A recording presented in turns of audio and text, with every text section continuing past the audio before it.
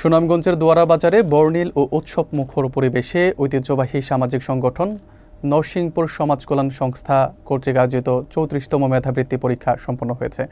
চাতকদুয়ারা অঞ্চলের ৮০টিরও বেশি শিক্ষা প্রতিষ্ঠানের প্রায় ৫ শতাধিক শিক্ষার্থী এই প্রতিযোগিতামূলক পরীক্ষায় অংশ নেয়। বিস্তারিত থাকছে মোহাম্মদ আবু বকরের প্রতিবেদনে।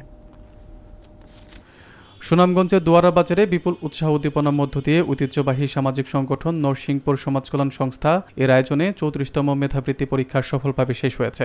শনিবার নরসিংপুর ইউনিয়নের ঘিলাছড়া স্কুল অ্যান্ড কলেজে অত্যন্ত সুষ্ঠু ও বর্ণিল পরিবেশে ছাতকদুয়ারার সর্ববৃহৎ এই মেধাবৃত্তি পরীক্ষা অনুষ্ঠিত হয়।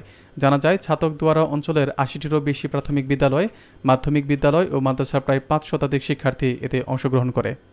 নরসিংপুর সমাজ কল্যাণ সংস্থা মেধাবৃত্তি পরীক্ষা ২০২৫ বাস্তবায়ন কমিটির আহ্বায়ক ও সেক্রেটারি হুসেইন আহমদ ও সদস্য সচিব মাস্টার আজিজুর রহমান অলিল এর নেতৃত্বে আলমদিনা একাডেমির শিক্ষার্থীদের সমন্বয়ে গঠিত স্বেচ্ছাসেবক দল আগত শিক্ষার্থী, শিক্ষক, অভিভাবক, অতিথি ও সুধীজনদের অভ্যর্থনা জানান।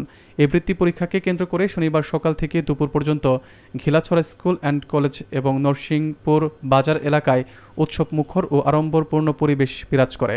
এ সময় উপজেলার বিভিন্ন শিক্ষা প্রতিষ্ঠান থেকে আগত শিক্ষক, অভিভাবক ও অতিথিদের উপস্থিতিতে পুরো এলাকা মুখরিত হয়। সংগঠনটি প্রতিষ্ঠার শুরু থেকেই মেধাবৃত্তি পরীক্ষার আয়োজন করে আসছে। অভিভাবক মহল মনে করেন, শিক্ষার্থীদের মেধা ও প্রতিভা বিকাশে এই বৃত্তি পরীক্ষা অত্যন্ত গুরুত্বপূর্ণ ভূমিকা পালন করে এবং পড়ালেখার প্রতি শিক্ষার্থীদের আরও আগ্রহী করে তুলতে প্রতিযোগিতামূলক এই পরীক্ষা আগামীতেও প্রয়োজন।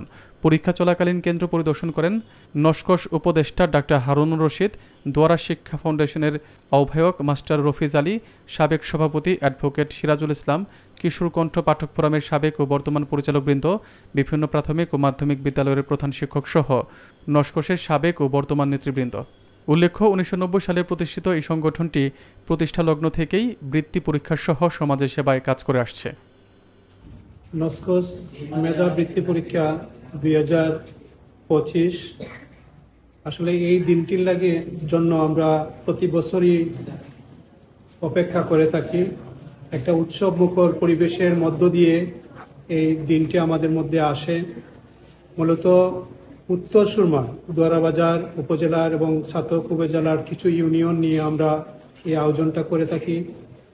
কিন্তু দুঃখজনক হলেও সত্য, বিগত এসএসসি এবং এইচএসসি পরীক্ষায় খুব কাঙ্ক্ষিত একটা রেজাল্ট হয়নি এই অঞ্চলের। আমাদের এই নস্কশ মেধাবৃত্তি পরীক্ষা ছাত্রছাত্রীদেরকে আগামী একজন সফল পরীক্ষার্থী হিসাবে গড়ে তুলতে পারবে বলে আমরা আশা রাখি। পাশাপাশি উত্তরাঞ্চলে আমরা এই বৃহৎ বৃত্তি পরীক্ষা যাতে করে ভবিষ্যৎ প্রজন্ম আরো সুন্দর আকারে গড়ে তুলতে পারে, এই আহ্বানটুকু রাখছি।